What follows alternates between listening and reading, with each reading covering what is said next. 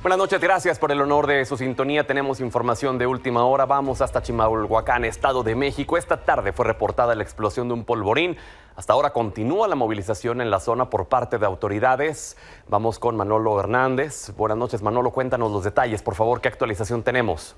Pedro, muy buenas noches. Nos encontramos en la zona de Chimalhuacán. Aquí continúan las labores de emergencia por parte de diversas corporaciones, ya que se solicitó no solamente presencia de Chimalhuacán, sino que también bomberos de entidades vecinas como es NESA llegaron hasta este punto para atender esta situación. La casa quedó prácticamente destruida.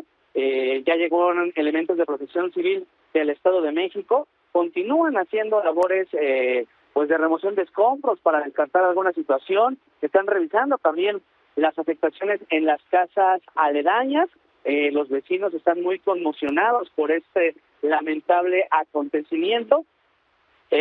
Habrá que esperar cuál es el saldo final de esta explosión. Platicábamos con algunos vecinos y nos comentan que por el momento no conocían que hubiera un taller de pirotecnia clandestino en este punto. Entonces también habrá que ver las autoridades qué dicen al respecto. Pedro. Pues bueno, por favor, actualízanos y a la brevedad volvemos contigo, Manolo, para seguir dando cuenta a la gente de este hecho tan lamentable, caray. Seguimos al pendiente. Excelente noche. Pero en caso de una decisión así por parte del gobierno de Estados Unidos, nosotros estamos preparados. Hemos estado trabajando ya desde hace varios meses, desde que lo llegó a anunciar el presidente Trump, para poder recibir a nuestros connacionales de la mejor manera en caso de que haya deportación. Vamos a esperar a ver cómo se da, bajo qué condiciones. México siempre va a hacer lo que esté en sus manos para apoyar a su pueblo. Así, la presidenta de México, Claudia Sheinbaum, garantizó que nuestro país está preparado para las posibles deportaciones masivas de connacionales de Estados Unidos tras la llegada de Trump a la Casa Blanca ya en unos días. La mandataria sostuvo que los mexicanos aportan mucho a la economía estadounidense y precisó que en su momento presentará el plan de acciones ante posibles deportaciones, el cual se alista desde hace meses. En otro tema, la presidenta dijo que es pertinente que el INE defina las reglas de la elección judicial con el objetivo de que la población tenga clara cómo se llevará la jornada, así como para determinar qué lineamientos deberán seguir los partidos políticos y si es que pueden llamar a participar en el proceso sin pedir el voto por alguno de los candidatos. Por su parte, el INE enviará al gobierno federal la petición de más de 1.511 millones de pesos para la elección judicial, que en su mayoría se concentrará en contratar personal, en aumentar el número de casillas a 86,000, cubrir la capacitación en los estados con elecciones judiciales locales y poder entregar los resultados de los ministros de la Suprema Corte el día de la elección. Y luego de que ayer el Comité de Evaluación del Poder Legislativo llevara a cabo el primer día de entrevistas de aspirantes a cargos del Poder Judicial, los integrantes del comité afirmaron que ya se depuró la lista de 10,000 a 5,000 aspirantes. Sin embargo, no explicaron desde cuándo y cómo fue este proceso. Al ser cuestionados sobre los aspirantes que se inscribieron en el Poder Judicial y que supuestamente pasarían al Legislativo, comentaron que es un tema que no les corresponde. Responder y ya nos vamos. Nada más vamos a aclarar ese dato porque creo que es lo que más los inquieta y les preocupa. Solamente son los que, como lo aclaramos acá abajo, son los que tienen materia de idoneidad, no son los 10,000. Entonces, aproximadamente un poco más de 5,000 personas. Ya hicimos el cronograma, la programación de las entrevistas y perfectamente nos alcanzan los tiempos. ¿Y con lo del Poder Judicial qué va a pasar? Porque decía el presidente del Senado. Ese es un tema que no nos corresponde.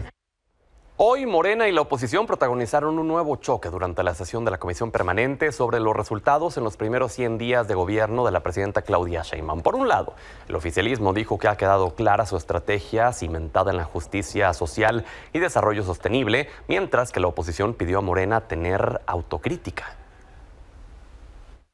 100 días de gobierno de la presidenta Claudia Sheinbaum, no hay nada que celebrar. Pero esto es normal, pues ¿cómo van a arreglar en 100 días los errores de 6 años de gobierno? Esta transformación no se va a detener porque es una transformación en marcha y nadie lo entiende. mejor que la presidenta de la República. Ha quedado claro una absoluta continuidad con el gobierno anterior y se ha consolidado un gobierno de la 4T autoritario, centralista y hegemónico. Lo que vemos de la presidenta en estos 100 días, pues es una presidenta transformadora. Por primera vez se está dignificando el trabajo de las mujeres, que ha sido nuestra lucha.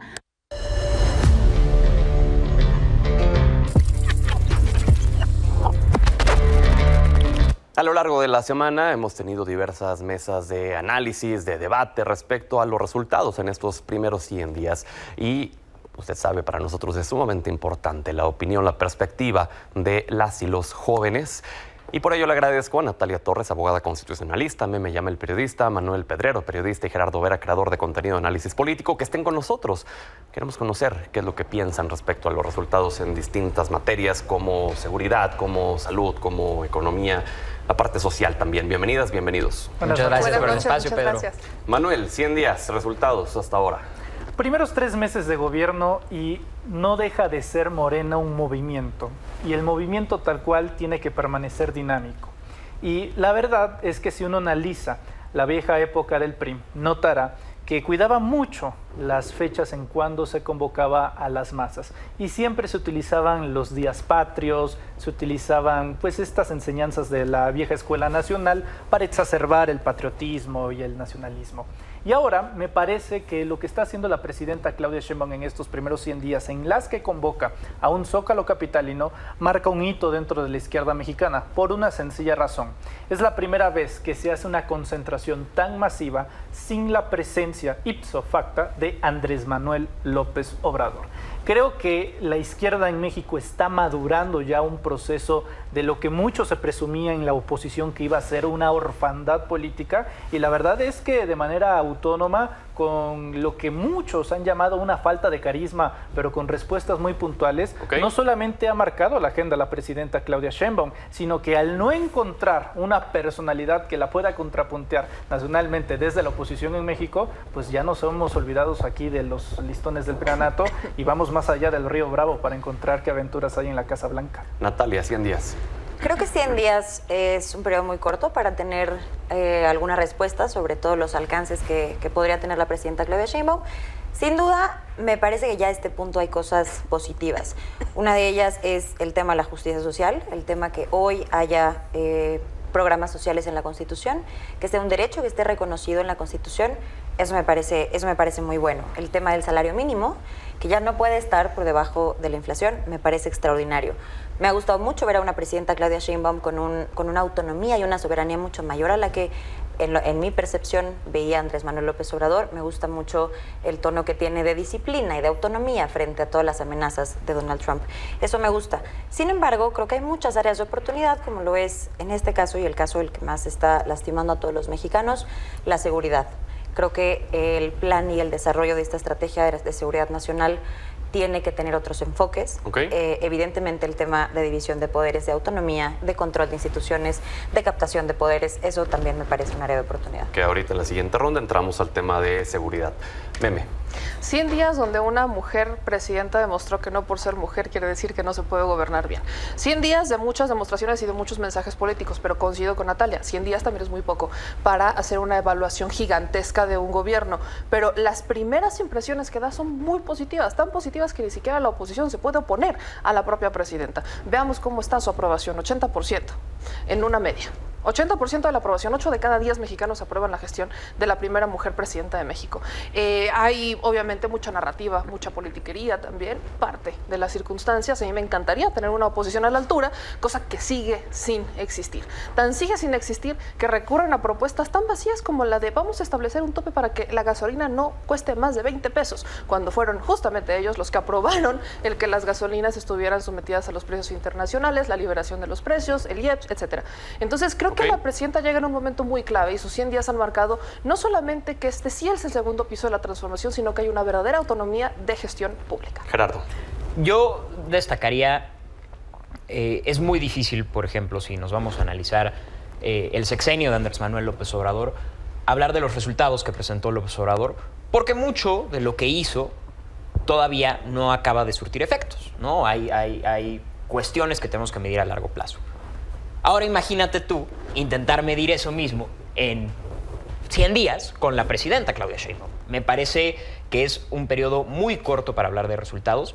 ¿Por qué? Porque los problemas estructurales, que son más bien los que deberíamos estar analizando, los que debería de estarse resolviendo, con los que debería haber más urgencia para atenderse, no se van a resolver en 100 días. Es más, son cuestiones que muchas veces no se van a resolver siquiera en 6 años. Pero por el otro lado, vemos que también, al menos con la doctora Sheinbaum, no existe tanto esta narrativa que sí llegaba a existir un poco para justificar a la 4T, sobre todo en sus inicios, que era, bueno, pero es que llevan un año en el poder, llevan una semana en el poder, llevan 2 años en el poder. Esa narrativa no la hemos visto. ¿Qué sí hemos visto con el gobierno de Claudia Sheinbaum? Hemos visto, coincido, mayor autonomía, al menos a la que narrativamente se esperaba, sobre todo a la que ha mencionado la oposición que había. Pero también me parece que ha habido en ciertas partes faltas importantes, sobre todo en materia de cómo se acaba de presentar el mensaje. Creo que muchas veces ha habido logros que no se han acabado de transmitir, y en las cuestiones en las que ha habido áreas de oportunidad, el mensaje sigue siendo un poco tajante, un poco de indisposición de dialogar con la oposición, etcétera, que también tenemos una oposición que no ha sido nada propositiva y que no ha estado abierta al diálogo. Que ha estado noqueada desde el día de las elecciones, al parecer. Tema de seguridad, Manuel, ¿qué es lo que se podría presumir? A ver, 100 días es un periodo muy corto es utópico decir que en 100 días se puede acabar con el problema de la inseguridad, pero se ha presentado una estrategia en donde Harfuch la ha estado comandando, se ha apostado por la inteligencia también, pero tampoco hay que olvidar que durante todo el sexenio de Andrés Manuel López Obrador, pues no se pudo con este problema, y es uno de los grandes deudas que se ha tenido. ¿Se puede con Claudia Sheinbaum revertir este problema? Rápidamente sobre la retórica de los 100 días, pues yo coincido totalmente que no es un ejercicio de rendición de cuentas. Insisto ya que es mantener dinámica a la base social que ha respaldado a Claudia Sheinbaum, y sobre todo en el entendido de que no debe dejar las calles frías. Cuando las calles se enfrían, suele ganar la narrativa no solamente de la derecha, sino que también en desorganizaciones como Morena y en partido político. Sobre el tema de seguridad, pues sí, y también podríamos hablar del tema de salud, de economía.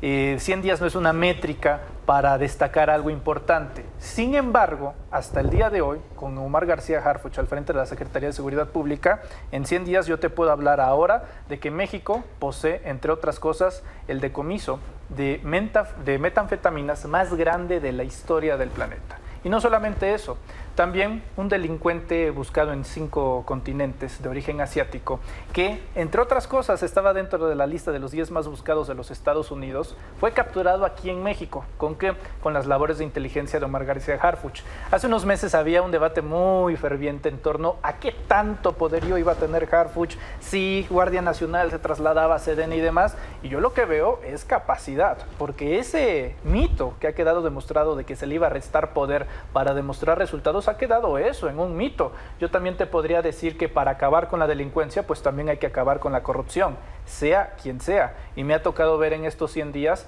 cómo alcaldes de Morena y de la oposición han caído en el Estado de México a través del operativo Enjambre, en donde se descubrió que una red de políticos estaban coludidos con el crimen organizado. Eso va a ser, entre otras cosas, la diferencia para aminorizar la tasa de homicidios. Te digo ya que en 100 días no lo puedo saber, ni puedo saber la proyección que va a tener en lo que todos queremos que sea el desincremento. Lo que sí te puedo decir es que si la cifra de muertos de Andrés Manuel López Obrador, que ronda por ahí de los 200,000, se ve rebasada en la época de Claudia Sheinbaum, entonces sí se tendría que corregir dentro de lo inmediato. Yo no lo veo así de momento. Natalia. A mí me gustaría que para temas de seguridad dejáramos de observar por un momento solo temas porcentuales, porque en efecto ha habido bajas en tema de homicidios, ha habido bajas en delitos de extorsión, pero hay una cosa muy curiosa que creo que no se ha mencionado, y es el porcentaje de delitos, de cifra negra, los delitos que no se denuncian subió. Naturalmente, si suben los delitos que no se denuncian, pues el resultado va a ser menor. Entonces, mucho más allá de solamente ver las métricas que tienen este tipo de delitos, ¿por qué la gente y por qué la percepción de la gente con la justicia es la misma? ¿Por qué subió un 2.5%? ¿Por qué del 100% de delitos que existen en México, solamente el 94.7, más bien el 94.7 no se denuncia? Y el otro 5.3, de ese 5.3, 2% llega a una vinculación a proceso y 0.9 tiene una sentencia. Esa es nuestra justicia. De los 100% de delitos, solamente el 0.9 son resueltos. Naturalmente, si la tasa y la cifra negra aumenta, por ende, todos los porcentajes de todos los delitos se van a ver disminuidos. Hay menos denuncias. Porque aparte una cosa que es muy grave y que creo que no se tiene muy presente en esta narrativa es para utilizar o para tener en cuenta los porcentajes de estos homicidios que suben y bajan, se toman respecto de los delitos que ya están con una sentencia, porque si no sería muy difícil calcularlo respecto de todo lo demás del proceso. Entonces, sí han habido bajas en delitos, sí han habido bajas en varios temas de homicidios dolosos, que era lo más preocupante, pero aumentó la cifra negra. ¿Por qué la gente sigue sin percibir la justicia como algo asequible en este país? ¿Por qué la gente sigue sin confiar en un ministerio público, en una fiscalía? ¿Y por qué nos están tocando? Claro que ya hemos tenido de varias participantes del oficialismo el ya se va a reformar, por supuesto que lo vamos a hacer, vienen para acá.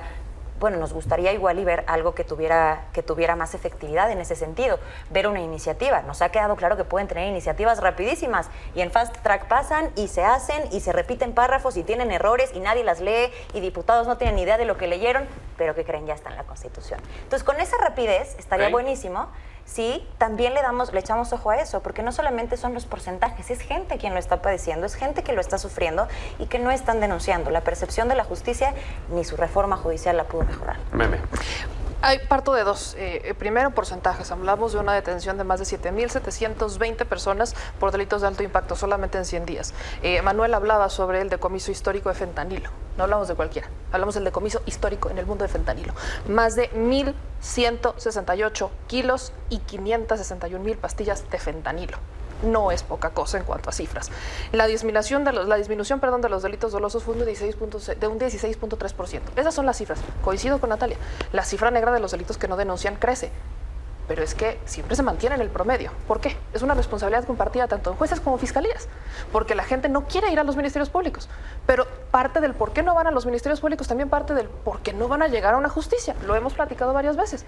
¿Cuántas personas que están ante una injusticia pueden realmente llegar y tener un amparo? Muy pocas. El 0.9 llega a una sentencia solo en una instancia del Ministerio Público. Es decir, carpeta de investigación, se judicializa, llega una sentencia con un tribunal de enjuiciamiento. Ahí ni siquiera entra el Poder Judicial. Hay una responsabilidad compartida, 0.9 porque también hay jueces, que al momento inicial de las carpetas de investigación ni siquiera dan las órdenes de cateo, no autorizan. La Fiscalía no puede hacer nada si un juez no autoriza. Y hemos tenido más de un escenario en donde los jueces no autorizan cateos, donde no autorizan ciertos elementos. Los jueces dicen que porque las fiscalías no les dan todos los elementos. Del otro lado tienes la narrativa de decir, no, es que sí les damos los elementos, pero los jueces no quieren. Entonces, 2%, Meme, 2%, sí, 2% se va a una vinculación a proceso. Y ese es uno de los grandes problemas que seguimos teniendo. 95% no se denuncian. Y no se denuncian, pero no de ahorita. Tienen años sin denunciarse. No, subió 2.5 más de este año respecto a los años. Y aún así, ¿cuánto es la cifra que hemos tenido en promedio? Hemos alcanzado un 90%, hemos alcanzado un 91%. Es a lo que voy. La percepción no está mejorando. No, y no va a mejorar hasta que modifiques. La percepción de la justicia y la implementación de la justicia no está mejorando. Por supuesto que no, porque tienes jueces. ¿Por qué decimos que la seguridad sí está bien? ¿Por qué decimos que no hay problemas? Nunca dijimos que no hay problemas. Me parece que es importante reconocer de dónde vienen estos problemas para que se arreglen. Por supuesto, es que aquí nadie está diciendo ni que estamos bien, ni estamos diciendo que estamos en la utopía. Jamás estamos diciendo eso. Estamos diciendo que se está avanzando. Porque los problemas de seguridad no los vas a resolver ni en 6, ni mucho menos en 12. Ahí también hay otro factor, la percepción. Y esa percepción también depende de lo que hacen los medios de comunicación y cómo trabajan. Y venimos con una percepción errónea de los medios de comunicación, entendiendo que hubo un pacto de medios de comunicación en la época más sangrienta de México. ¿Y eso es comprobado? Más sangrienta. Sí. ¿Hay pruebas de eso? Sí, claro. Hay una transmisión en vivo nacional, donde estaban los medios de comunicación, particularmente encabezados por Televisa y TV Azteca, donde firmaron un pacto para no hacer apología del delito. Bueno, creo que habría que particularizar en esos medios en específico. No digo todos, no digo generalizar, todos. No voy a decir porque entonces en el generalizar se engloban personas hay honrosas excepciones. Hay honrosas excepciones, no sí, tenemos tienes nada razón. que ver y nos meten en el mismo paquete. Tienes toda la pues razón. ¿cómo? Pero hablo, por ejemplo, de los del para duopolio de medios de ponerle- comunicación. Para también- ponerlo en contexto, el duopolio. Y también los más grandes. Acotamos a ellos. comparto ambas ideas, porque también hay que personalizar para ponerle nombre y apellido los mismos que hoy están promoviendo las falsedades de que estamos cayendo en una tiranía, en la dictadura. Los mismos que firmaron ese pacto, te estoy hablando de los Carlos Loret de Mola, te estoy hablando de los Ciro Gómez Leiva, te estoy hablando de los Javier Alatorre. Sí, ellos son los mismos que el día de hoy, pues en cadena nacional, sin ningún tipo de pudor ni rigor periodístico, pues empieza a plantear escenarios pues tan hostiles como el que estamos cayendo en la venezolanización. Gerardo, vamos contigo. Y es que eso es un poco lo que yo veo problemático, ¿no? O sea, hablamos, por ejemplo, de si se va a poder resolver o no el problema de seguridad, que independientemente de lo que sea, tenemos un problema de seguridad, creo que eso nadie lo niega, ¿no?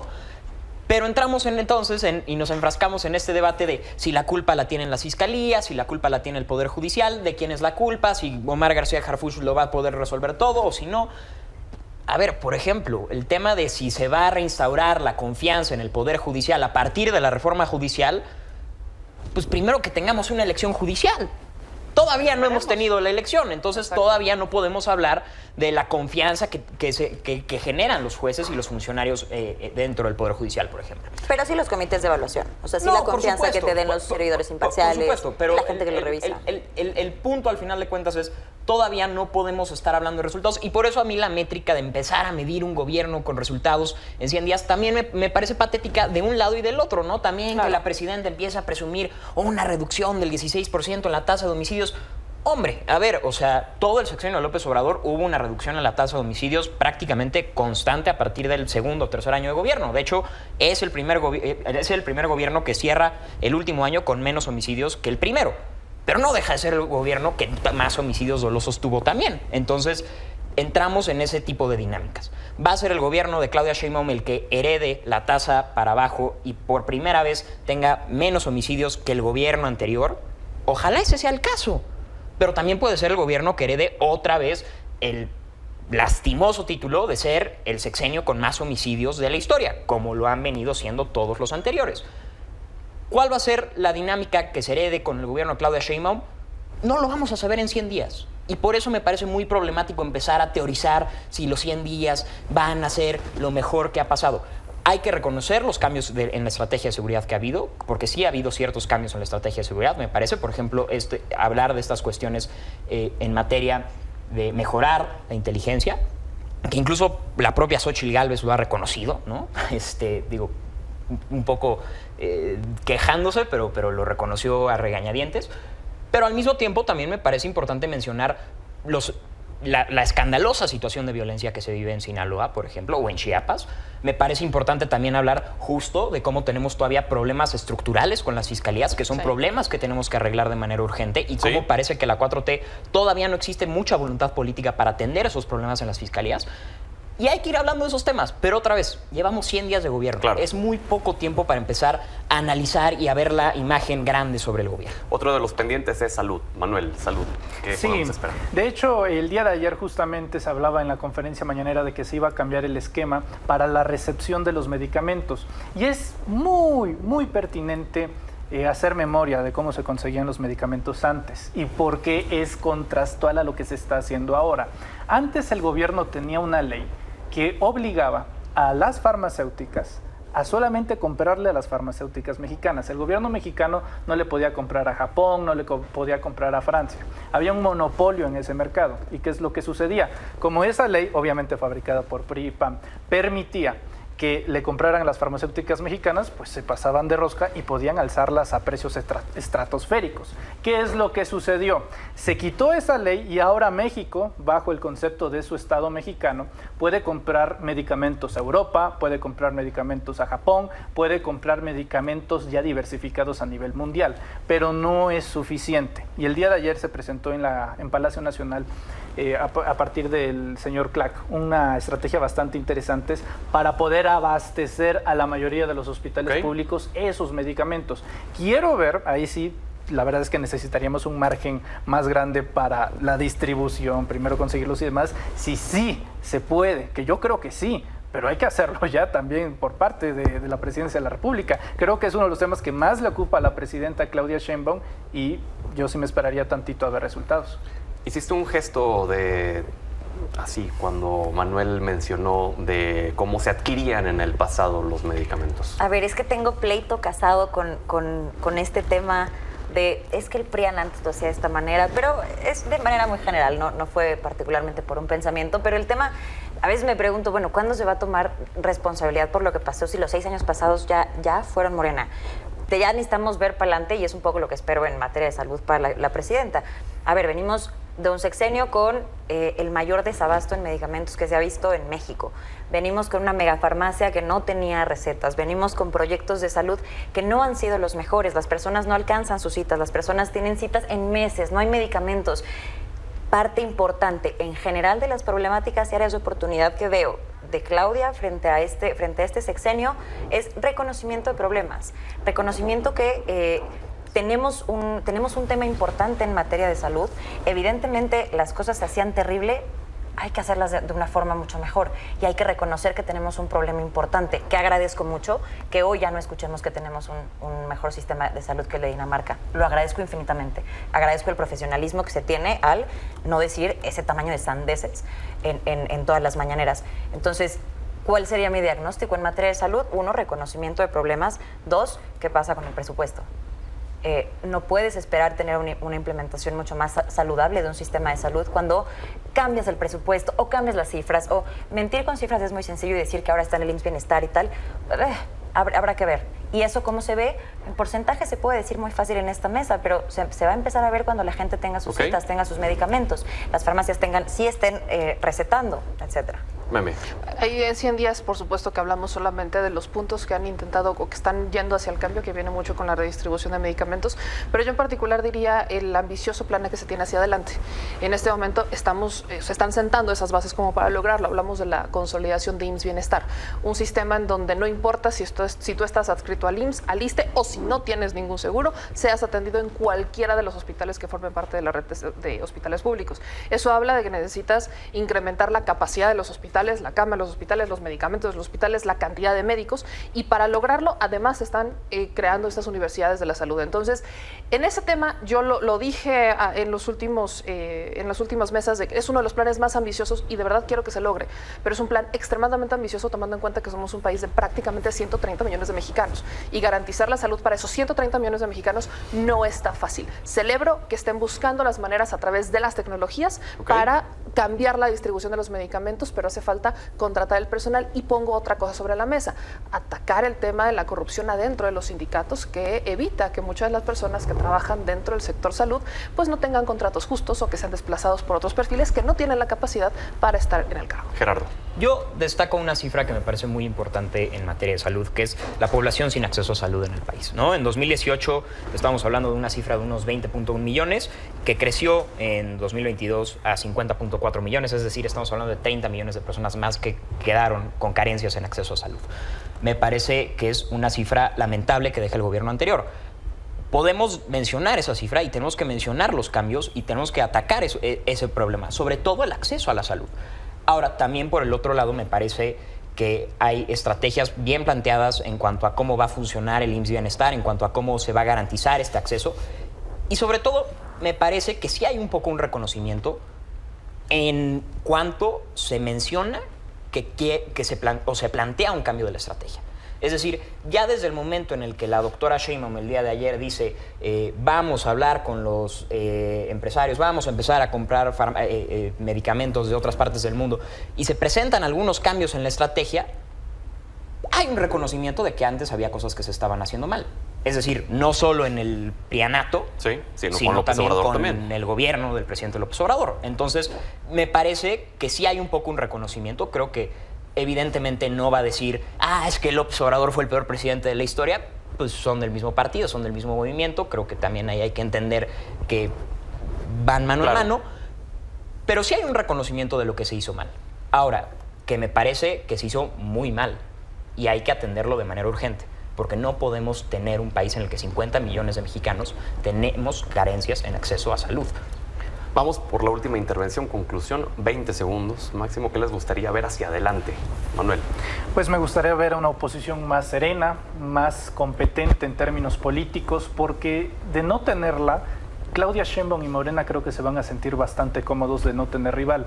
Y tener un adversario eleva el nivel de debate, el nivel de movilización, el nivel ideológico, y me dio mucha pena ver a Enrique Serna, gran escritor mexicano, reducido a la nada, escribiendo un texto que México estaba entre la sombra del caudillo y la gata bajo la lluvia. Si ese va a ser el contexto y desde luego la narrativa de aquí a los próximos 6 años, insisto ya que Morena tiene 30, 36, 42 años asegurados en la presidencia. Natalia. ¿Qué espero? Que sea un 2025 en donde haya reconocimiento de estos problemas. Espero que este gobierno progresista y en favor de los derechos humanos, por vida de Dios, no vuelva a ampliar el catálogo de delitos que ameritan prisión preventiva oficiosa, si se puede. Me gustaría que las reformas constitucionales que vengan más adelante se puedan pensar de una mejor manera, que se reformen fiscalías, que sea algo que se plantee de inmediato, que se plantee y sobre todo con un equipo de abogados que sepa, con la Barra Mexicana de Abogados, no lo sé, con cualquier persona o cualquier grupo de abogados que puedan hacer que estas reformas que se van a hacer y que quieran que estén en la Constitución se hagan de una mejor manera. Meme. Una oposición madura, que no existe. Más bien, una oposición. La ausencia de una oposición lo que ha provocado es que los propios naturales y no diría tan sanos intereses al interior de Morena no agarren un cauce, ¿no? Estas peleas entre un bloque y otro bloque no deberían de existir cuando lo que importa es un proyecto político con una visión política que es bastante clara. Primero los pobres, que primero los pobres no significa vamos a dejar atrás a todos los demás, significa vamos a poner el piso parejo. Entonces yo buscaría eso, una oposición, porque justamente eso sumarían, una oposición que sume, pero sobre todo una oposición que en este momento no existe. Existen. Gerardo. Yo buscaría 3 cosas. Destaco lo de la oposición sin lugar a dudas. Me parece que es lamentable el no tener una oposición y que el nivel de diálogo de la oposición se quede en donde está. Me parece que hay un tema que no hemos tocado, que es cómo México ha regresado al escenario internacional con la presidenta Sheinbaum, su participación en el G20, etcétera. Me parece espectacular, me parece que es algo que el país necesita, me parece que eleva el nivel de diálogo también de México en el mundo y nuestro posicionamiento global. Y ayer presentaron el Plan México. Me gustaría ver que se efectúe como se dijo que se iba a efectuar. Me parece que hay partes muy pertinentes de ese plan, muy necesarias para el país. Ojalá se lleve a cabo de la manera que se dijo que se iba a llevar a cabo. Pues muy bien, con eso nos quedamos. Gracias por haber estado con nosotros. Vamos a la pausa. Gracias a ti, Pedro. Durante su gira por México, María José Sáenz de Buruaga, presidenta de la Comunidad Autónoma de Cantabria, España, habló sobre el fortalecimiento de lazos económicos y de negocios entre ambos países y en entrevista para Milenio reveló que existe interés por llevar inversiones de México hacia el territorio en temas industriales y energéticos. ¿Por qué miramos a México? Pues evidentemente porque creemos que es una tierra también con muchísimas oportunidades, una tierra que nosotros tenemos como objetivo estratégico de nuestro gobierno el que Cantabria pues se abra y sea una tierra mucho más amable, mucho más atractiva y competitiva a la hora de atraer talento, a la hora de atraer, de fomentar, de captar inversión empresarial y muy especialmente inversión extranjera. Hay también mucha relación ya un tercio de nuestras exportaciones a América Latina vienen a México. Tenemos más de 100 empresas que exportan ya cántabras, que exportan sus productos y servicios a México, y hay que estrechar y hay que fortalecer esos lazos y esas relaciones de colaboración también económica. México está muy conectado con América, lógicamente con Estados Unidos. España es la puerta de entrada a Europa y por lo tanto esa unión cultural que hemos forjado a lo largo de los siglos, tras muchas generaciones a ambos lados del Atlántico, pues puede reportar oportunidades para ambos. México y Cantabria comparten muchas similitudes. Somos tanto un país como una región que tiene una fuerte tradición y una potencia industrial, y yo creo que ahí existen posibilidades, lo decía yo. Nosotros estamos empezando a posicionarnos muy bien en el ámbito del hidrógeno verde, en el ámbito de las energías renovables. Yo creo que también eso es importante en México y podemos generar ahí sinergias en muchísimos proyectos. Estamos abiertos a colaboración en todos los ámbitos y yo soy muy optimista porque veníamos con muchas expectativas, pero todas se están viendo rebasadas. En la hospitalidad, en el cariño, en la cercanía del pueblo mexicano, que es maravilloso.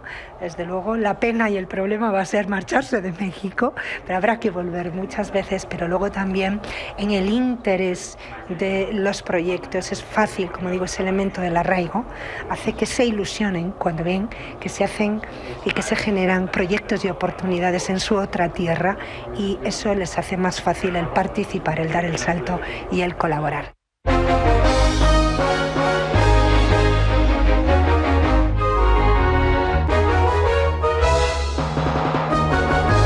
Buenas noches, don Manuel Somoza. ¿Cómo le fue a los mercados hoy? Pedro, muy buenas noches. Bueno, pues hoy tuvimos un día magnífico, diría yo, de mercados. Tuvimos al Dow Jones subiendo unos 65, el Standard & Poor's incrementando un 83, Nasdaq brincó 2.45 y la Bolsa Mexicana de Valores sigue en su racha alcista con más 0.79. También es de mencionar que el tipo de cambio tuvo una mejora sustantiva y cerró en niveles de 20.45, o sea que fue un magnífico día para los mercados. ¿Qué lo provocó?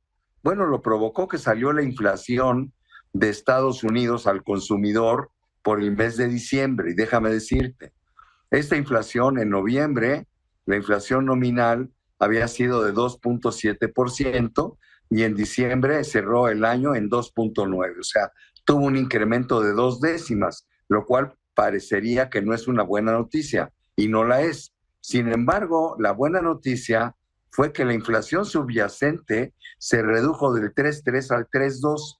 Y déjame decirte, la diferencia entre las dos inflaciones es que la nominal incluye todo y la subyacente es la inflación que está pegada a la estructura económica del país y excluye de su índice las mercancías volátiles como son la gasolina, algunos productos agrícolas que dependen de la estacionalidad, etcétera, etcétera. O sea que esa buena noticia de que haya bajado la subyacente llevó a los mercados a donde lo estamos viendo ahí en pantalla, mi querido Pedro. Yo creo que esto, bueno, pues va a mejorar las cosas por lo menos en el corto plazo, sigue abriendo las posibilidades de que cuando menos haya una baja en la tasa de interés en este año en los Estados Unidos, y ese miedo que había de que esta pudiera repuntar, bueno, pues parece que desaparece. Y otra magnífica noticia, mejor todavía que la económica, es que se anunció un cese al fuego entre Israel y Hamás que tendrá lugar el domingo. Es un cese muy frágil todavía, pero bueno, hagamos votos todos para que acabe esta atrocidad. Y que por supuesto salió de inmediato Donald Trump a atribuirse esa medalla, ¿no? Bueno, pues ya sabes que todo es de él ahora, ¿no? Su narcisismo es patético. Pues, ¿qué le digo, don Manuel? Qué honor, como siempre, poder platicar con usted. ¿Le parece que sigamos mañana? Claro que sí, Pedro. Saludos a la audiencia y muy buenas noches. Igualmente. Pausa, volvemos.